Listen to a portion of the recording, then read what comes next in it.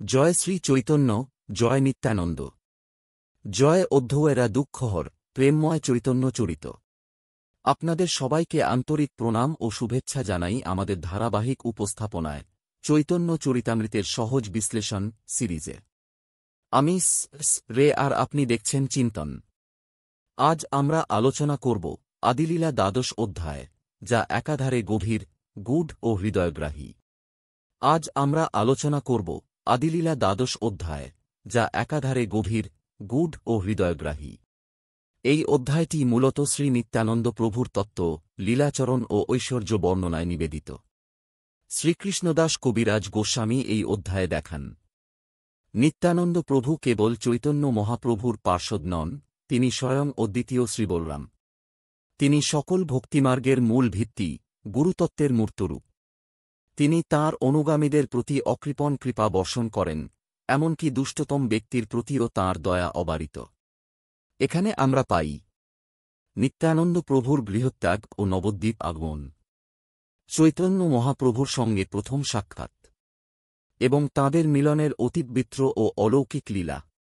শ্রীনিত্যানন্দ প্রভুকে তিনি কেবল একজন বিশিষ্ট ভক্ত নন, তিনি শ্রীচৈতন্য মহাপ্রভুর প্রিয়তম। তাঁর অংশ নয়, তিনি স্বয়ং পরম শুদ্ধ তত্ত্ব, নিত্যানন্দরাম। তাঁর হৃদয় সর্বদা প্রেমভরে পূর্ণ, আর সেই প্রেমে তিনি সিক্ত করেন সবাইকে, যোগ্য বিচার না করেই। নবদ্বীপে আগমন ও মিলন। নিত্যানন্দ প্রভুর নবদ্বীপে আগমন যেন এক নিগূঢ় তত্ত্বের উদ্ঘাটন। চৈতন্য মহাপ্রভু নিজে তাঁর সন্ধানে বাহির হলেন, আর তাঁদের প্রথম মিলন এক অপার্থিব আনন্দের বিস্ফোরণ। অধ্যায়টি আমাদের শেখায় সত্যিকারের গুরু কেমন হন, কিভাবে ঈশ্বর তাঁর ভক্তদের কাছে আসেন, এবং কেমনভাবে কৃপা হয় নির্বিচারে ও নিঃস্বার্থভাবে। নিত্যানন্দ প্রভুর জীবনের প্রতিটি পদক্ষেপ আমাদের শেখায় সেবা, দয়া ও নির্মলতা, এই তিনি ভক্তির মূল স্তম্ভ।